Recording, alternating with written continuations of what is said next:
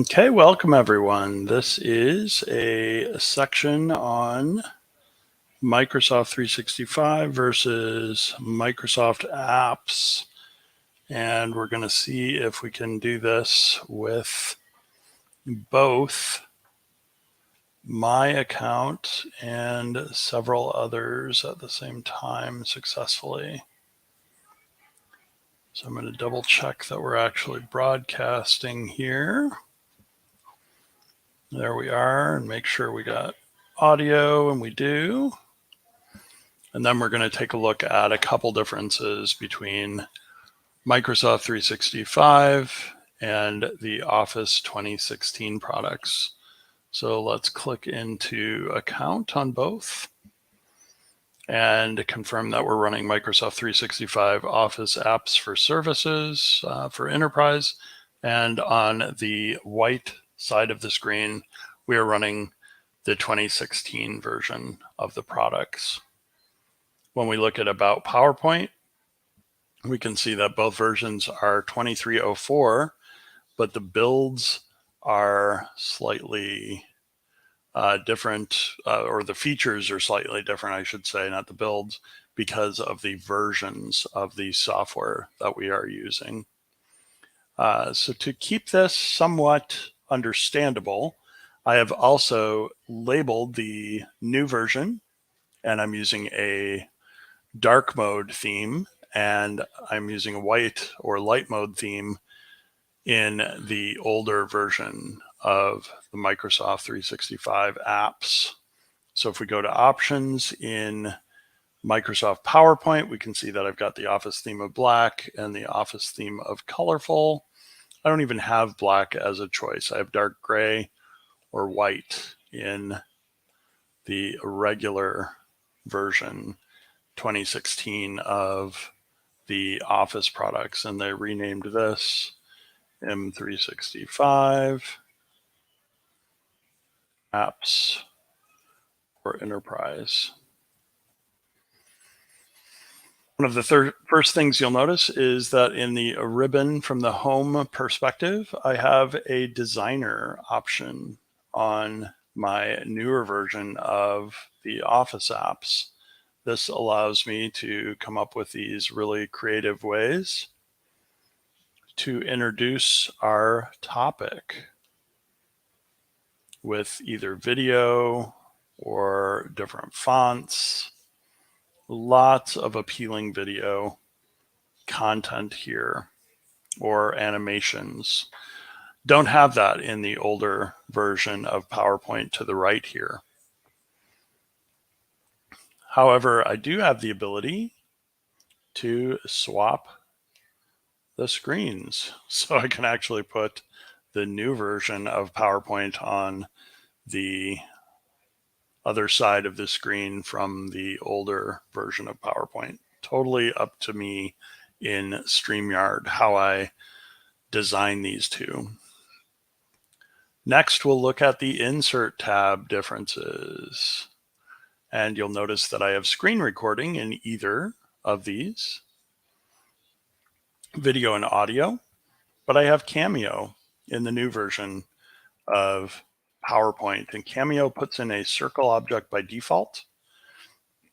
The circle object can be changed if I choose to different shapes, and I can preview my video, and I can even put my video back behind my text. I have a lot of options there for the integration of this into my slides and the location. So on the first slide, I could put it in the corner where I don't have information. And then when I'm presenting, Cameo turns on that video. I can also use closed captioning by default in the new version of PowerPoint. If we compare this to the old version of PowerPoint, I have the ability to use presenter view. I have some recording functions, but my slides don't have the capability of doing closed captioning. So that's missing from the slideshow menu. If I insert a new slide into my two versions of PowerPoint here. We'll notice that either of these versions have several different themes, and I have even slide from outline, so I can pull in something from Word or another application. However, another difference on this first screen would be the fonts that I have available for use. Tenorite, one of the new fonts out of the 5 that were introduced about 2 years ago to the Calibre family, are available on the new version, and you can see that I have a number of cloud available fonts as opposed to the fonts that are available being downloaded in the 2016 version of the application. So lots of cloud fonts that can come in, and then they seem to be compatible downloading and installing on 2016, just not indicating that they're available to download. We also have a draw menu in the newer version of the Microsoft 365 apps. So I could do things like write my name on the screen with touch, or if I have a stylus, I can use that as well. When we look at the design capabilities, I have very similar options. I can format my background. I have the designer. I have slide size. And I can make this widescreen or regular or do custom sizes. Transitions on the new version include morph. What morph allows me to do is take a set of graphics or words on a slide and make sure that that information glides across in an animated fashion to its new destination. So if I take my text and my ink and I move it around slightly or significantly in size and location, I have the capabilities of putting a morph transition in here and seeing how morph deals with slide 1 to slide 2. So I can highlight the 2 slides, go to my transitions menu, and as opposed to the options I have on my old copy, I can use morph on the right, and we can see what morph will do when we're in slideshow mode. In slideshow mode, we turn on our video, our cameo object here in the lower right, and our ink and our video and our titles move seamlessly like they were animated, but I don't have to figure out how to animate these 3 objects. Morph is another one of those differences that you'll notice under the Transitions tab in the newer versions of PowerPoint. The recording studios are definitely different from a standpoint of PowerPoint. The recording studio in the new version allows you to work with cameo objects. The cameo objects themselves can be changed from shapes. So I could do an arrow, for instance, to draw somebody's attention to something, and then turn my video on and see how my video fits into that. So I can point down or to the sides using different camera shapes on my slideshow. And besides the recording studio, there are several other differences between the versions, including the comments capability. So the older comments in 2016 allow me to make a comment. Hello, please update with slides for sections, Outlook, PowerPoint, etc.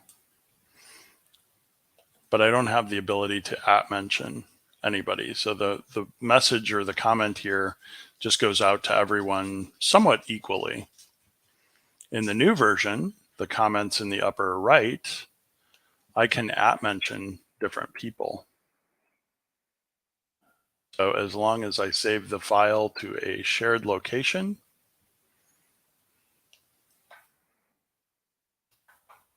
this up into my OneDrive, make sure we've saved that file. Now I should be able to @mention people. And then when I @mention them in the new version, it will make sure that they have access to the file. So let's see if we can get that working. Still not auto saving, so I don't think I saved it to a cloud location successfully. Let's save it as a current PowerPoint. Make sure auto, and then @mention, there we go. So I can @mention somebody, use update, slide sections, Outlook, PowerPoint, etc. Now the comment is directed to somebody and I can share the file with somebody else. So much more rich collaboration, whether it's real time with both of you in the file at the same time or separately. Another thing you'll notice besides the recording studio there under the different areas in the new interface are present in Teams as well as record.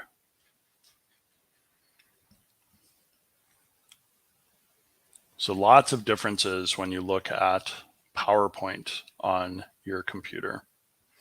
Microsoft Teams, the nice thing is Teams stays up to date regardless of who I'm logged in as. So if I look at the two accounts and I log in as the different users here, Teams keeps my computer up to date and allows me to use the same types of functionalities across these user accounts. So if I log in here as a separate account, so we're not using exactly the same account in Microsoft Teams,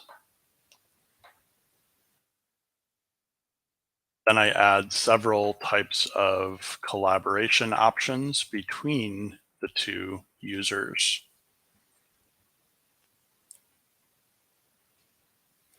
Under Microsoft Teams, we'll see the teams that I'm a member of. Any common teams will show up. And then common teams can have files. And within those files, I can actually open the files within either teams. If I open them in Teams, I'm using the online version. So I can see the comment and the ref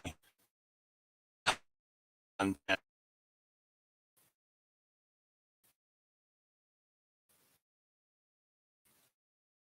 my newer account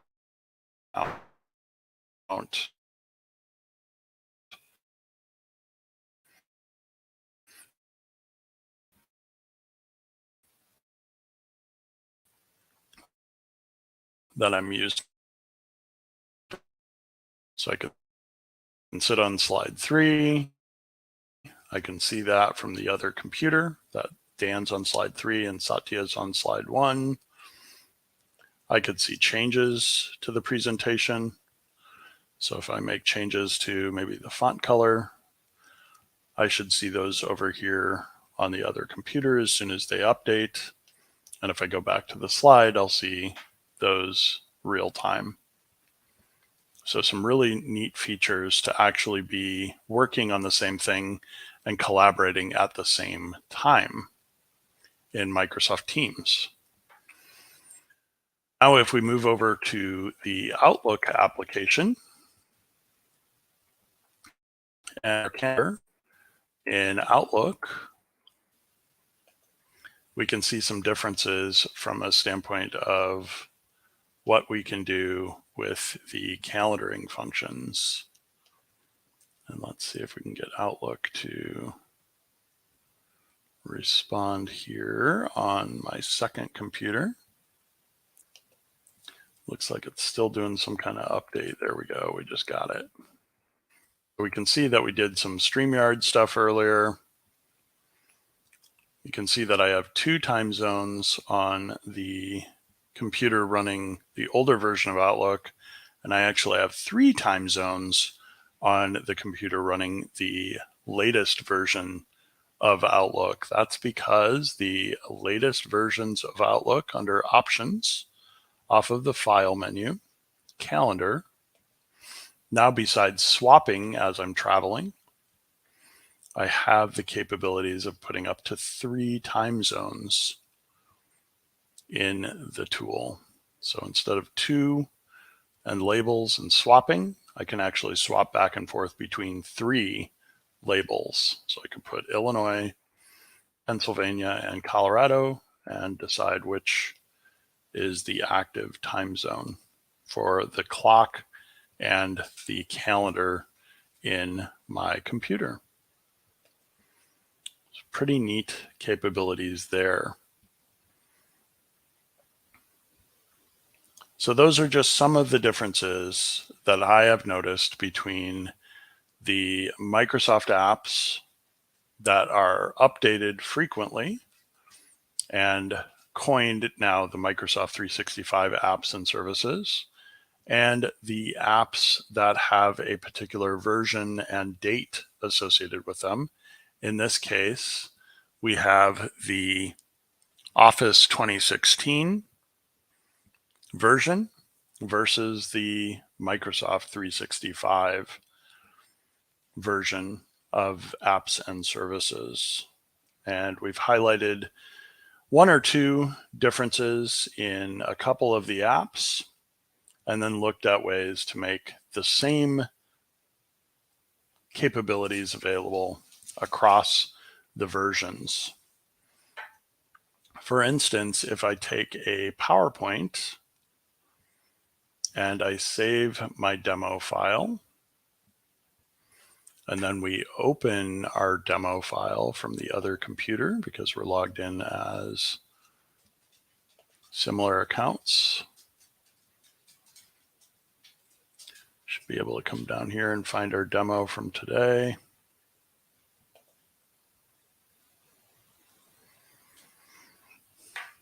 And then take a look at what happens with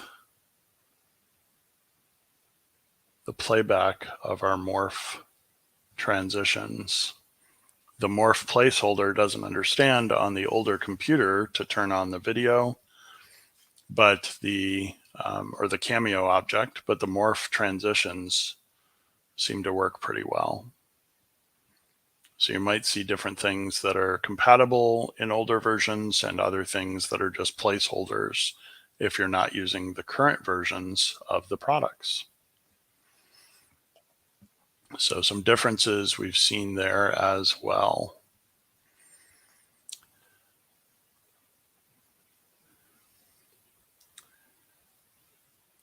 Brett, thanks for thanks for the update. I was hoping that audio was working, and I tested that, and I've got the closed captioning on my LinkedIn Live.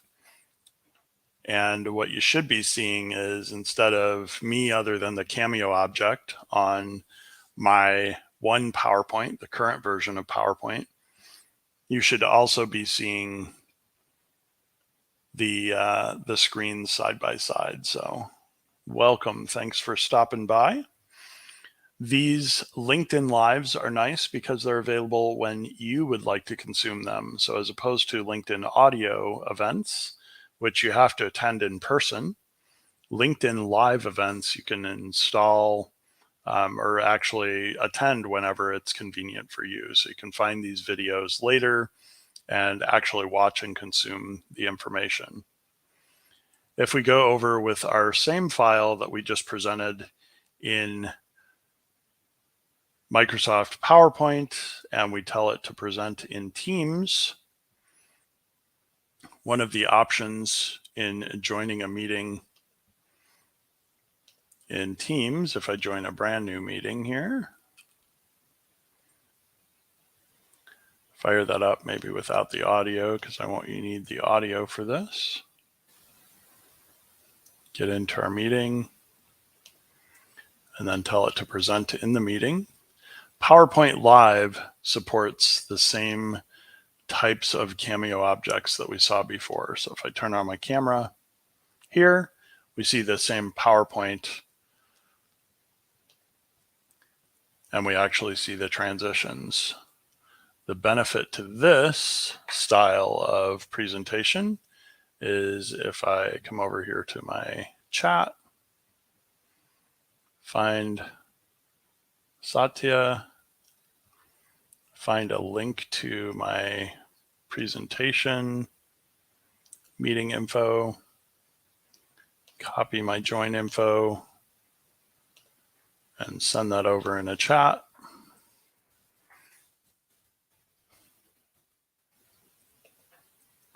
We should be able to pop into the meeting.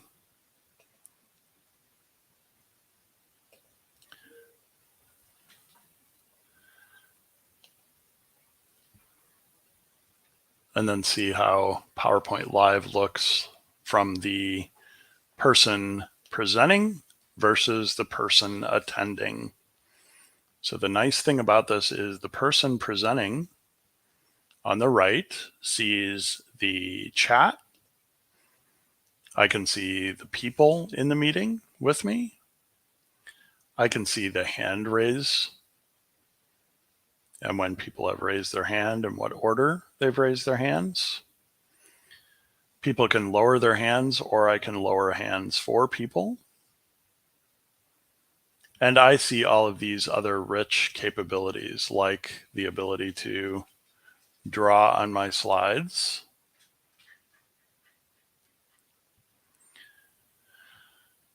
using a laser pointer to point out the version of Microsoft 365 that I'm using, and even highlight information on my slides.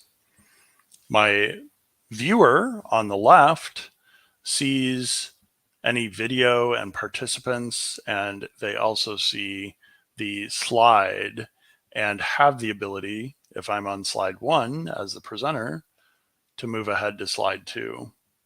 However, I can also turn on private view and lock the person from moving through different slides without me.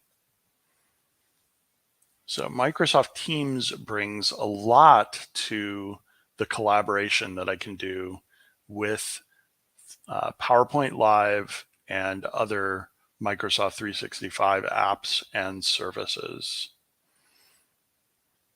These are just a couple examples of what we can do.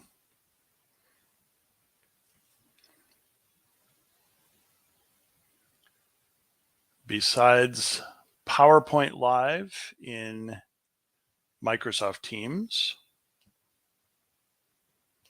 we also have capabilities like webinars in Teams. So if I set up a webinar in Microsoft Teams, and let's call this May quarterly event. So we're doing our May event from 365. List my presenters. List whether this event is public or not. And save this event. I then have the ability to list my presenter bios for registration, change my theming for this webinar, configure my registration, including capacity. So if I want to make it 20 people, I can do so. If I want to gather information about their organization, I can do so. And then I have reports as well once people have registered and set up information for my webinar. So my webinar becomes ready. I have a share link. I can put the share link out to others. And Satya and I should both have the webinar available to join.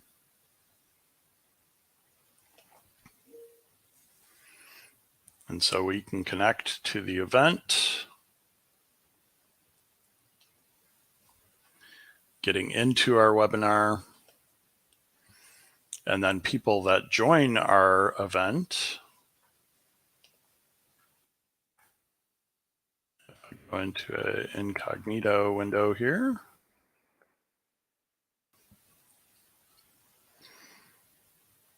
Can register.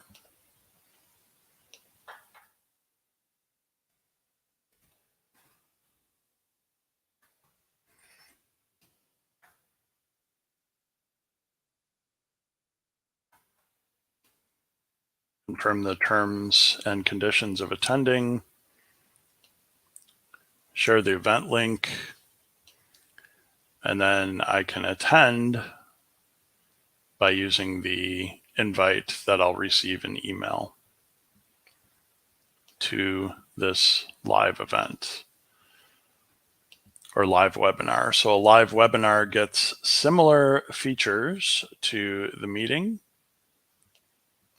If I go to my meeting options, I can see however people I invite have the ability to come in and bypass the lobby. I can have co-organizers. I already had specific people set up to present, and I don't allow my mic or cameras for people attending. I automatically record, and the chat is only allowed in the meeting. So I have all these other capabilities with a webinar by default. I can also share my screen or a window in a webinar. And because I have two people presenting in the webinar, either of us have those capabilities to share our screen, to turn on our video, or to arrange things from a standpoint of the video that's being recorded.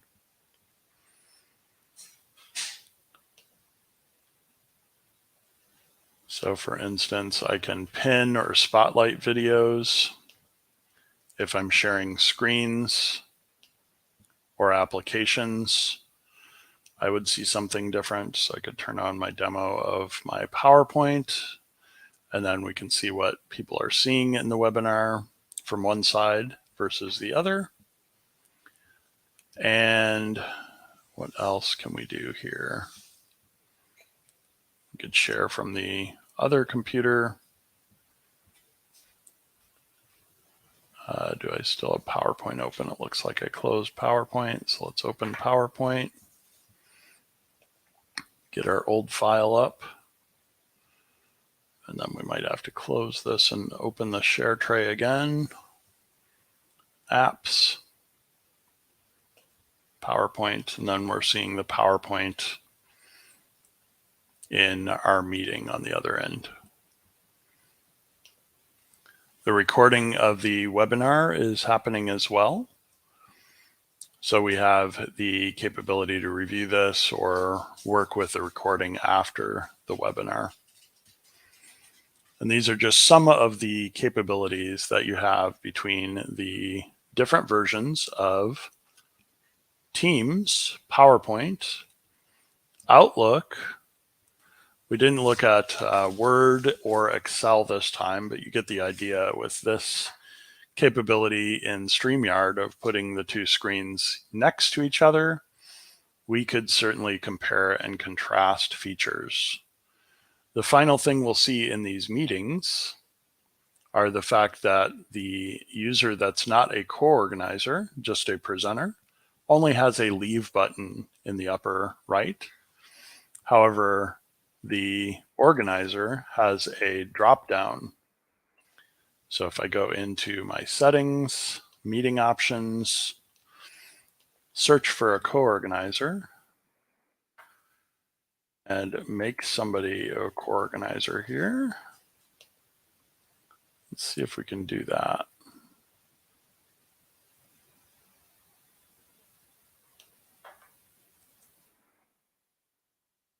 Or if I have to do that before I join the meeting. Let's leave the meeting. Or ending the meeting ends it for both participants.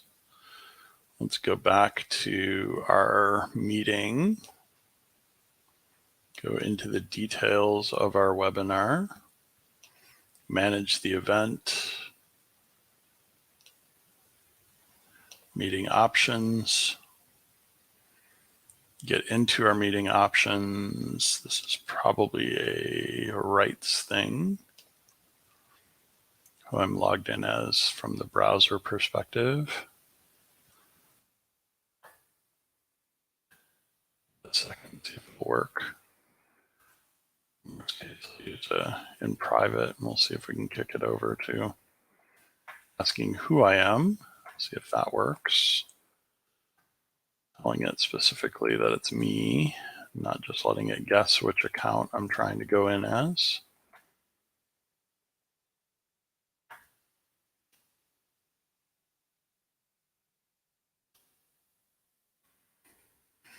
See if it brings up our meeting options. Here we have search for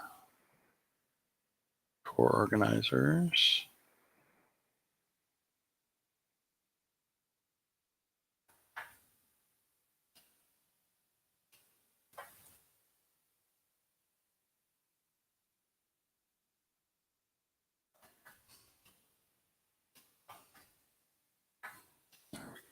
Make a co-organizer.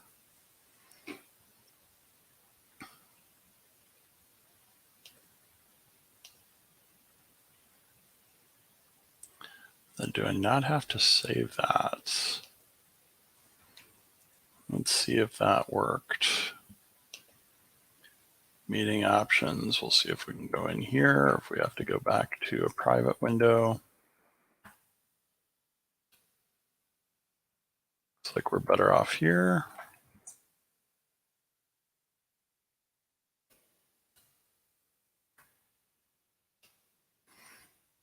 Let's see if we have a co-organizer listed or if the save needed to happen. Yeah, it looks like the save does need to happen, so.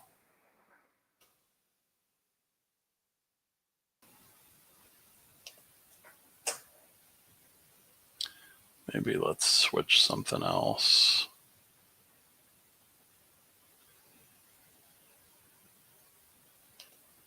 Language interpretation, search for interpreters. Let's turn off Q&A. Nope, still don't have the show button there. Or the save button. Well, it looks like I need to save that change and it's not allowing me to here. So we'll have to troubleshoot that, but you get the idea. So we've looked at meetings, we've looked at webinars. You also have live events and virtual appointments. In Teams Premium, we can do some other really creative things with webinars, events, and the Teams application itself. So I'm sure now that I've got this working, where I can do two Teams applications side by side, or two different versions of the Office applications, or showing the interaction, I'm sure you'll see other videos where we highlight this type of scenario as opposed to just one screen share on either the Azure and AI show or other events that we run as part of this community. Thanks for attending, everybody. And I hope you have a wonderful Friday evening.